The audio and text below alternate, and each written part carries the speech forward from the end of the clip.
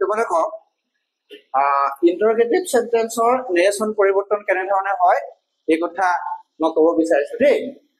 বিশেষকৈ ইন্টাৰগেটিভ সেন্টেন্স অক্সিলাৰীৰে আৰম্ভ হয় আৰু WH প্লেছৰে আৰম্ভ হয়।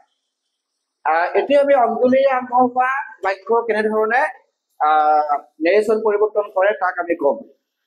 বিশেষকৈ অক্সিলাৰী আৰম্ভ হয় শেষত যদি কুৱেশ্যন মাৰ্ক থাকে এনে ধৰণৰ ইয়েছ নো কুৱেশ্যন বিলাক আমি নেৰেশ্যন কৰিবলৈ যাওঁতে কি কৰিব পাৰি ৰিপৰ্টিং ভাৰ্বটোৰ ঠাইত আস্ক বা এনকুৱাৰী অফ দিব লাগিব। ৰিপৰ্টিং ভাৰ্বটোৰ ঠাইত কি দিম আমি আস্ক বা এনকুৱাৰী অফ দিব লাগিব দেই। তাৰপিছত দ্বিতীয়টা কথা হ'ল কি যে আমি কমা চিনৰ ঠাইত কি দিম যে কমা চিনৰ ঠাইত আমি ইফ বা ৱেডাৰ দিম। গম পাইছা? আৰু এটা নিয়ম আমি ইয়াতে প্ৰয়োগ কৰিব লাগিব যে কমা চিনৰ ঠাইত ইফ বা ৱেডাৰ দিয়াৰ পিছত ছেডৰ ঠাইত ৰিপৰ্টিং ভাৰ্বৰ ঠাইত আস্ক দিয়াৰ পিছত এই বাক্য শাৰীৰ এই স্পেচটো যে এছাৰটিভ কৰিব লাগিব। এছাৰটিভ কেনেকে কৰিম? অক্সিলাৰীটো পিছলৈ নি সাবজেক্টটো আমি আগলৈ আনিম। গম পাইছা না? এতিয়া এই বাক্য শাৰীৰ উত্তৰটো চাই লোৱা। He said to me can you cook meal. এই ঠাইটো ইন্টাৰগেটিভ সেন্টেন্স। কেনেকে গম পালো যে অক্সিলাৰীটো ফাৰ্ষ্টত আছে আৰু শেষত কি আছে কুৱেশ্যন মাৰ্ক আছে। এইখিনি তেনেকে থাকিব দেই। এতিয়া কথা হ'ল কি এনে ধৰণৰ বাক্য সেডৰ ঠাইত আস্ক বহিব, কমা চিনৰ ঠাইত ইফ বা ৱেডাৰ বহিব আৰু ৰিপৰ্টেড স্পেচটো এছআৰ টিপলে পৰিৱৰ্তন হ'ব। কেনেকে হ'ব যে কেনটো পিছলৈ গ'ল আৰু ইউটো আগলৈ আহিলে। আৱশ্যকীয় পৰিৱৰ্তন কৰিব লাগিব তোমালোকে।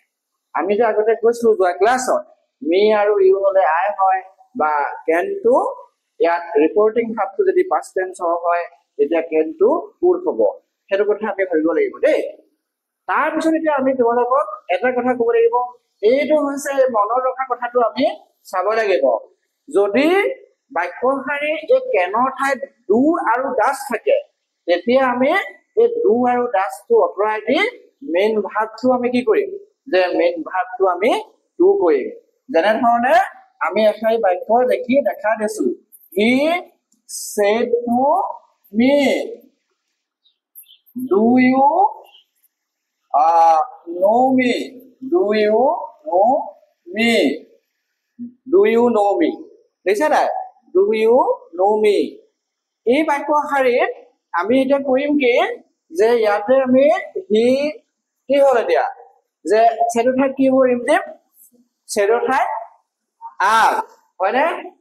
ছেডৰ ঠাইত এতিয়া কি হ'ব আস্ক হ'ব। ছেডৰ ঠাইত আস্ক হ'ব, কমা চিনৰ ঠাইত ইফ হ'ব।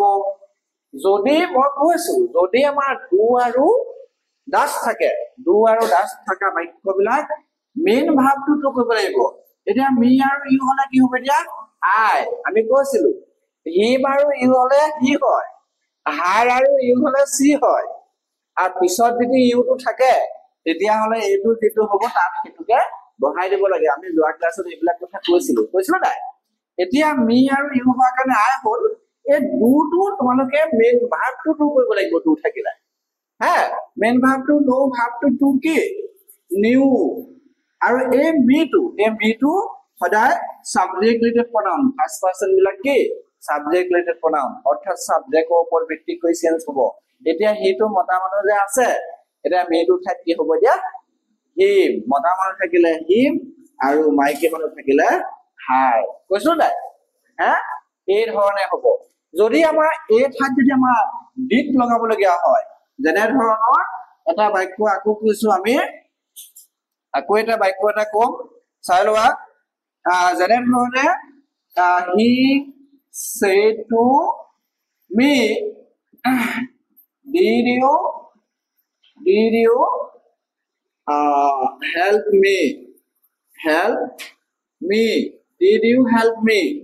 এতিয়া ইয়াৰ এতিয়া ৰিম কি হ'ব এতিয়া ছেডৰ ঠাইত আস্ক। পাৰিছা ধুনীয়া হৈছে যে আস্ক মি। কমাৰ্চনৰ ঠাইত কি হ'ব এতিয়া ইফ। অৰ্থাৎ অক্সিলাৰী আৰম্ভ হোৱা বাক্যবিলাক শেষত যদি কুৱেশ্যন মাৰ্ক থাকে তেতিয়া আমি কমাৰ্চনৰ ঠাইত কি দিম ইফ দিম হয়নে? ইফ।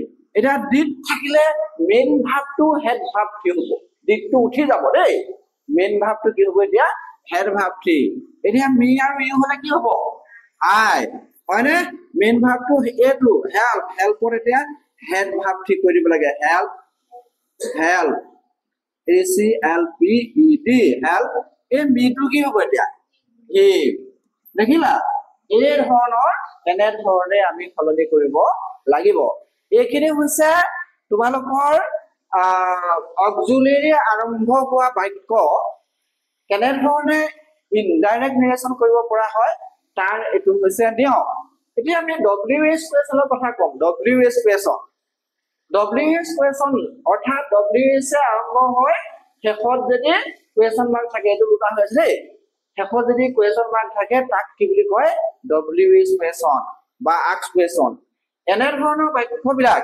আমি যদি ইনডাইৰেক্ট কৰিবলৈ যাওঁ তেতিয়াহ'লে আমি এই প্ৰশ্নবোধক চিন থকাৰ কাৰণে আমি শ্বেডৰ ঠাইত কি দিব লাগিব যে শ্বেডৰ ঠাইত আমি আস্ক দিব লাগিব চোৱা এইয়া শ্বেডৰ ঠাইত আমি কি দিছো আস্ক দিছো আৰু লগতে ওপৰত ইয়াতকে ইয়াৰ সলনি এটা আছে অৰ্থাৎ অক্সিলাৰী আৰম্ভ হোৱা বাক্যৰ লগত WH কুৱেশ্যনে আৰম্ভ হোৱা বাক্য এটা সলনি আছে এটা কি বেলেগ ধৰণৰ এটা নিয়ম আছে সেইটো হৈছে কি অক্সিলাৰী আৰম্ভ হলে কমা চিনৰ ঠাইত কি বহে ইফ বহে আৰু WH কুৱেশ্যনে আৰম্ভ হলে কমা চিনৰ ঠাইত একো নবহে মানে কমা চিনৰ ঠাইত আমি কি বহাই দিব লাগিব WH কুৱেশ্যনটোকে বহাই দিব লাগিব দেই এতিয়া চোৱা আমি আগতে এই ইফৰ ঠাইত কমা চিনৰ ঠাইত ডেট দিছিলো এছাৰটিভ সেন্টেন্সত হয় নহয় অক্সিলাৰী আৰম্ভ হোৱাৰ লগে লগে আমি কি দিছিলো যে ইফ দিছিলো এতিয়া কিন্তু WH কুৱেশ্যনে আৰম্ভ হয় শেষত যদি প্ৰশ্নবোধক চিন